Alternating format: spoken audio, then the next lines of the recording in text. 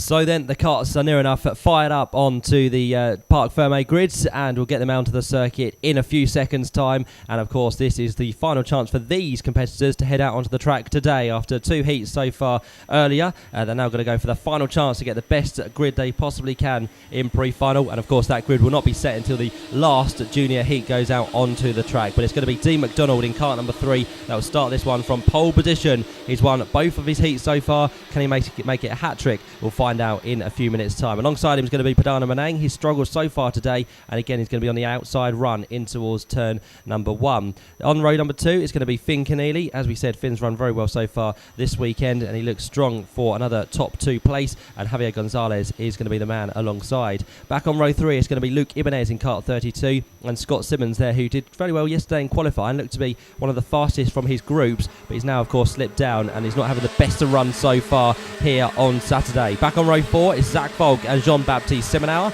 Row 5 is headed by Tom Gamble and another Tom alongside Tom Canning.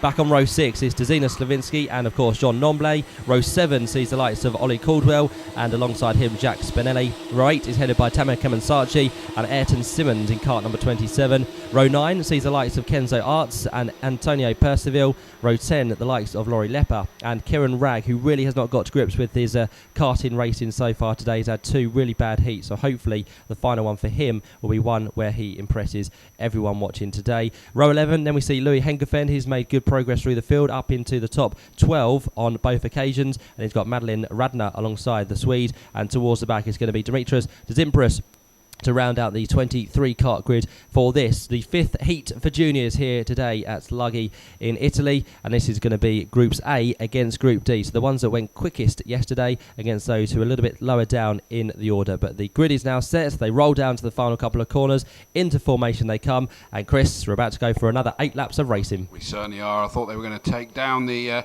Marshall there. They're really getting them to slow down. They're bumping and boring front to back. They really get close. They go across the line, and then they all try to find that inside line, and they basically just close right up on each other, and amazingly everybody is through cleanly, and they're still trying to go round a bit Noah's Ark 2x2, but still into the lead is Dean. He is there. Well done. Dean McDonald survived that first corner melee that has claimed so many drivers here this weekend, but he's still there in the lead, and they head down towards turn number 6, still pretty much line astern. Is Dean going to be able to do what he did in the first heat and actually just stretch his legs, pull away at the front? It's difficult to tell at the moment. They're still sort of spreading out across the circuit. There's 4 of them that have basically made a break at the front. We'll be able to catch the numbers as they come back round into our view any second now. But Dean definitely hasn't been able to make a break just yet.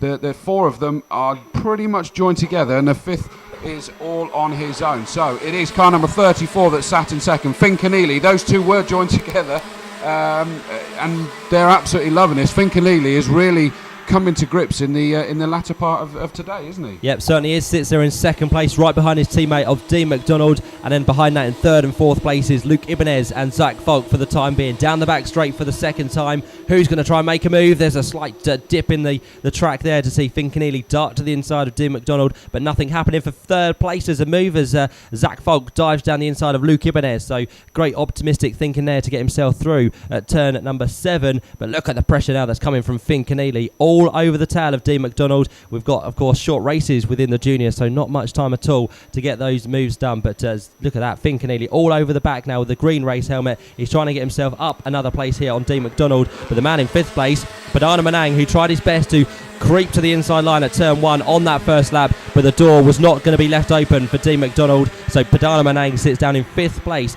after being on the front row of the grid. He's 5th at the minute and trying to work his way past the likes of number 32, which is Luke Ibanez, and then try and set his sights on Zach Falk. Yeah, so 4 became 5 pretty quickly there, didn't it?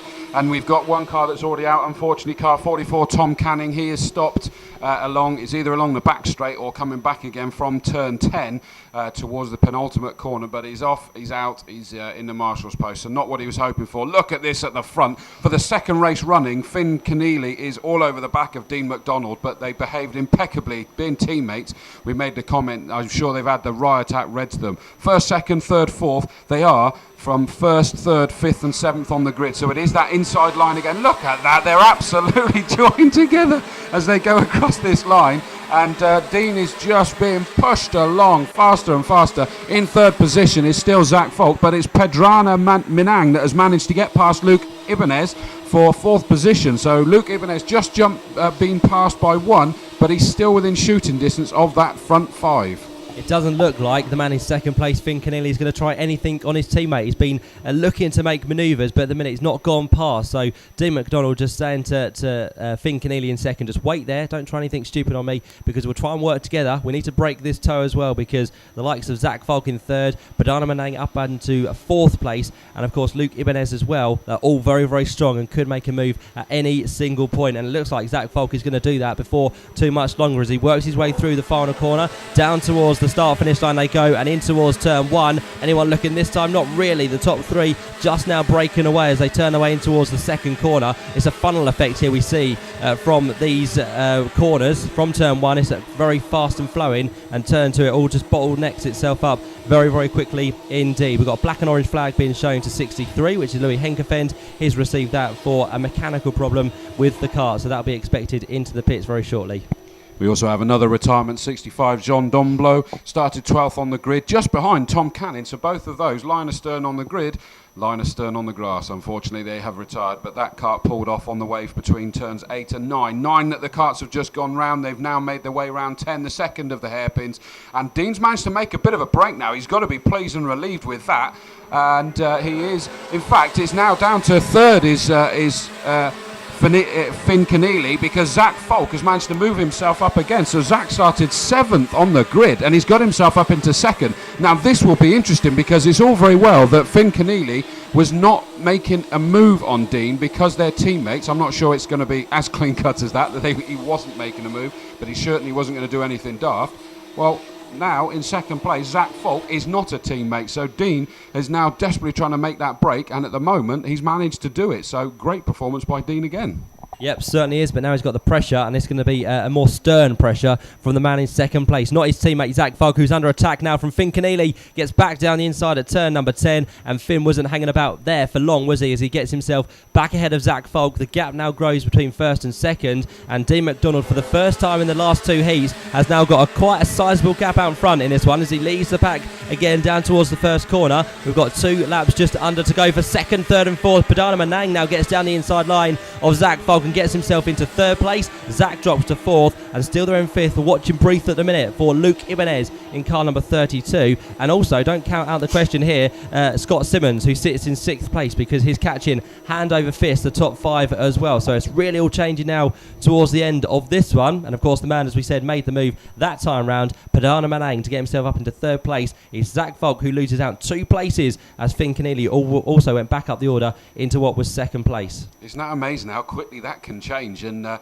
think if Dean could take his hands off the steering wheel, which I don't advise, he'd be rubbing them, I'm sure, because he's been able to just make that break, broken the toe, stretching his legs at the front, and it's now Finn Keneally that's at the head of that train, as you say. Zach Falk dropping back a couple of positions. It can happen as easy as that. Padrana Minang in third, Zach Falk fourth, Luke Ibanez right there in the mix, desperate to get involved again.